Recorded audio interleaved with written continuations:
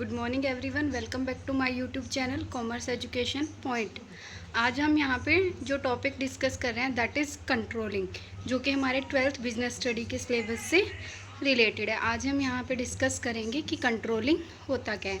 Firstly we discuss what is controlling. Controlling is the process taking steps to bring actual result and desirable result closer together. कि controlling क्या है? Controlling एक process है जिसकी help से हम क्या करते हैं, जो भी हमने स्टैंडर्ड फिक्स किए होते हैं और जो भी हमारे एक्चुअल रिजल्ट्स होंगे उन रिज़ल्ट को एक दूसरे के क्लोज़र लाके उन रिज़ल्ट्स में क्या करते हैं, कंपैरिजन करते हैं। वो क्या कहलाती है हमारी, that is our controlling. Then आता है उसके बाद कि क्या क्या फीचर्स है जो हम कंट्रोलिंग के अंदर इंक्लूड करते हैं। फर्स्ट फीचर हमारे पास आती है controlling is the fundamental function of management. की कंट्रोलिंग क्या है? Fundamental means very important function of management. हम पूरे सिलेबस के अंदर हमने जो मैनेजमेंट के डिफरेंट फंक्शन पढ़े हैं, planning, organising, staffing, controlling and directing. तो डायरेक्टिंग के बाद जो लास्ट और इम्पोर्टेंट फंक्शन हमारे पास आता है, कंट्रोलिंग का फंक्शन आता है, that is a very important and fundamental function of management. Then second हमारे पास जो आता है परवेसिव फंक्शन। परवेसिव मीन्स हर जगह पाए जाने वाला फंक्शन। कि जो कंट्रोलिंग है वो ऐसा फंक्शन है जो हर जगह पाया जाता है, चाहे किसी भी टाइप का वर्क परफॉर्म किया जा रहा हो, हर फंक्शन में कंट्रोलिंग की प्रोसेस पूरी की जाती है। देन आफ्टर दैट हमारे पास आता है कंटिन्यूअस एक्टिविटी। की कंट्रोलिंग क्या है? कंटिन्यूअस एक्टिविटी है। ये नहीं है कि आज अगर आप बिजनेस की एक कोई भी एक्टिविटी परफॉर्म कर रहे हो और आफ्टर दैट आप क्या कर दोगे, कंट्रोलिंग करना बंद कर दोगे। एक एक्टिविटी कंप्लीट होती है तो नेक्स्ट एक्टिविटी अगेन स्टार्टअप हो जाती है। उस एक्टिविटी में हमें अगेन किसकी ज़रूरत पड़ती है? कंट्रोलिंग प्रोसेस की नीड अराइज हमारे पास होती है। देन आता है and beginning of the process of management. की कंट्रोलिंग को हम ये नहीं कह सकते कि ये सबसे लास्ट फंक्शन हमारा होता है या फिर सबसे स्टार्टिंग का फंक्शन होता है। कंट्रोलिंग फंक्शन हमारा ऐसा फंक्शन होता है जो राउंड मीन्स सर्कल में हमेशा घूमता रहता है। इसी को हम एंड फंक्शन कहेंगे और इसी को हम बिगनिंग फंक्शन कहते हैं। जैसे कि हमने प्लानिंग करी, after that organising, after that staffing, after that directing and after that controlling. Controlling के बाद अगेन हम किस फंक्शन पे जाते हैं, दैट इज़ प्लानिंग।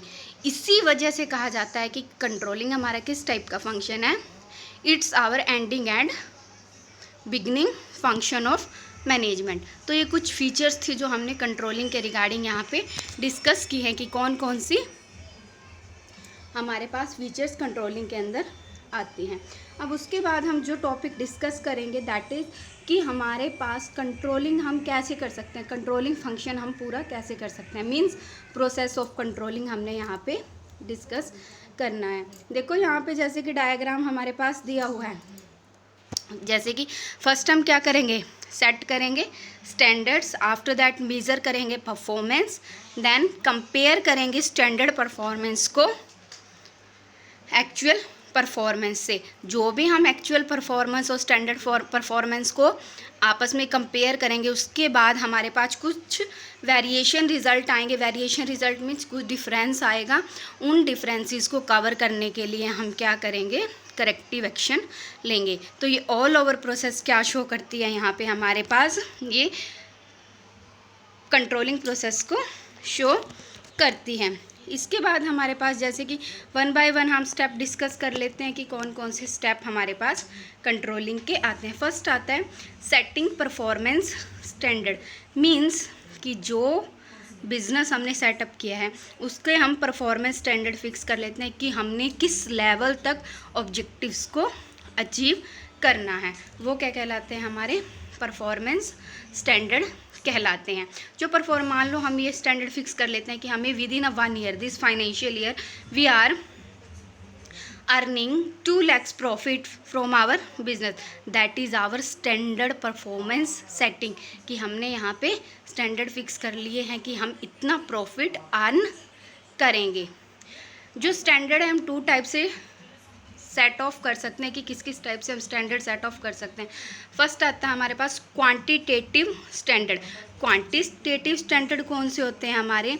दो standard which are shows in the figure amount, means जिनको हम kilograms, unit, weight, different measures में शो करते हैं। These standards are called quantitative standards. मान लो कि 10 यूनिट्स का एग्जांपल लेते हैं, that is our quantitative standard. हम लेते हैं कि 2 लीटर मिल्क है, वो हमारा कौन सा स्टैंडर्ड होगा? Quantitative standard. ऐसे ही हम क्लॉथ का एग्जांपल ले लेते हैं, 2 metre cloth, 5 metre cloth, that is our quantitative standard, जो हम बिजनेस में भी सेटअप करते हैं। ज़रूरी नहीं हम डेली लाइफ में यूज़ करें, ये हम बिजनेस के अंदर भी सेटअप करते हैं। ये स्टैंडर्ड हमारे कहलाते हैं क्वांटिटेटिव स्टैंडर्ड। देन दूसरे हमारे जो दूसरे टाइप के स्टैंडर्ड आते हैं वो कौन से कहलाते हैं? Qualitative standard. क्वालिटेटिव स्टैंडर्ड कौन से होते हैं? These standard are not shown in the figure, कि ये स्टैंडर्ड फिगर्स में शो नहीं किए जाते।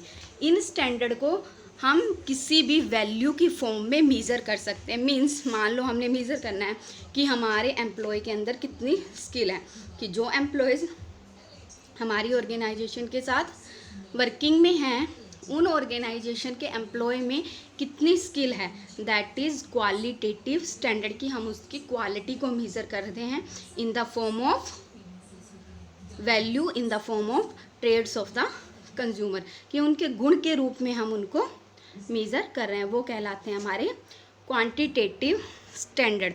उसके बाद जो हमारे पास सेकंड स्टेप आता है मेज़रमेंट ऑफ एक्चुअल परफॉर्मेंस, कि हम क्या करेंगे, एक्चुअल परफॉर्मेंस हमारे बिजनेस की क्या हुई है। हमने ये तो मेज़र कर लिया था कि हमने प्रॉफिट कितने अर्न करने हैं, 2 लाख अर्न करने हैं, पर एक्चुअल में हमने कितने प्रॉफिट अर्न किए हैं वो भी हम मेज़र करेंगे। तो सेकंड स्टेप आता है measurement of actual performance. The second measure step is controlling is measuring the performance, कि एक्चुअल में हमने क्या रिजल्ट गेन किए हैं वो हम यहाँ पे मेज़र करेंगे। Finding out deviation become easy through measuring the actual performance, कि एक्चुअल परफॉर्मेंस हमें हेल्प करती है कि नेक्स्ट स्टेप में जाके हम डेविएशंस को मेज़र कर सकें। तो ये था हमारा सेकंड स्टेप, जिसके अंदर हम डिफरेंट टाइप के रीज़न फाइंड करते हैं कि हमारे एक्चुअल रिज़ल्ट क्या आए हैं और क्या किन वजह से, किन कारणों से हमारे एक्चुअल रिज़ल्ट कम हमें रिसीव हुए हैं, किस वजह से हमें लॉसेस बियर करने पड़े हैं, वो हम यहाँ पे सब एग्जामिन करेंगे। उसके बाद हमारे पास आता है जो हमारा थर्ड स्टेप है, that is comparison of actual result and standard performance, की जो रिज़ल्ट हमने स्टैंडर्ड फिक्स किया था और जो रिज़ल्ट हमें एक्चुअल में रिसीव हुए हैं, उन दोनों रिज़ल्ट को हम कंपैरिजन करेंगे। Comparison of actual performance with the plan target is a very important, ये वेरी इंपॉर्टेंट स्टेप होता है क्योंकि उसी से हमें डेविएशन का पता चलेगा।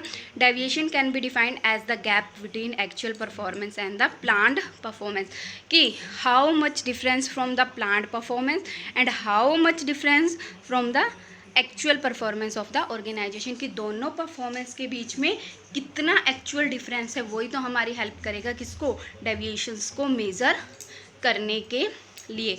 तो इसीलिए ये थर्ड स्टेप लिया जाता है ताकि हम अपने डेविएशन को मेज़र कर सके, कि डेविएशन मीन्स सिंपल लैंग्वेज में लेके डिफरेंस हमारा एक्चुअल परफॉर्मेंस में और प्लान्ड परफॉर्मेंस के बीच में कितना डिफरेंस हमने देखने को मिलता है, वो कहलाता है हमारा comparative study of actual performance and the standard performance. Then हमारे पास जो नेक्स्ट आता है, नेक्स्ट स्टेप जो हम लेते हैं, that is analysing the deviation, means कि हमें पता चल गया कि हमारी एक्चुअल परफॉर्मेंस से और प्लान्ड परफॉर्मेंस में, मान लो हमने 2 लाख के प्रॉफिट हमने प्लान किए थे, लेकिन हमें प्रॉफिट कितने हुए हैं, 1,50,000 के।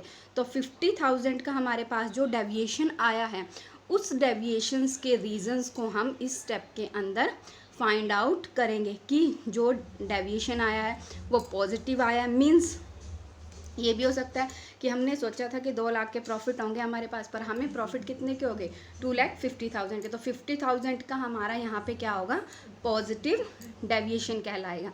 इसके अपोजिट अगर हमने सोचा था कि 2 लाख के प्रॉफिट होंगे, लेकिन प्रॉफिट हमें होते हैं 1,50,000 के, तो वहाँ पे हमारा 50,000 कैसा डेविएशन आ गया, that is our negative deviation.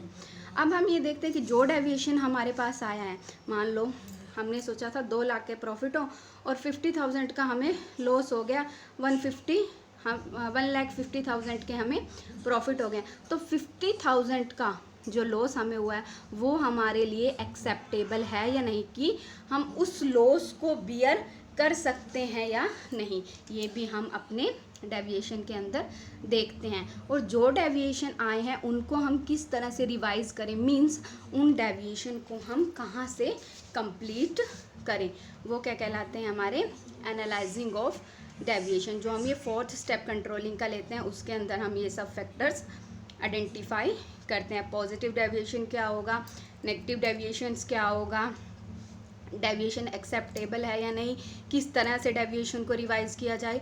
तो ये सारे जो हम फंक्शन करेंगे 4th स्टेप ऑफ कंट्रोलिंग के अंदर परफॉर्म करते हैं। नेक्स्ट जो हमारे पास next and last and very important step जो हमारे पास आता है, टेकिंग करेक्टिव एक्शन। मीन्स कि जो डेविएशन आए हैं उन डेविएशन को कवर करने के लिए हम क्या करें। मान लो हमें पता है कि हमने 2 लाख के प्रॉफिट अर्न करने थे, लेकिन हमें प्रॉफिट अर्न कितने के हुए हैं, सिर्फ 1,50,000 के।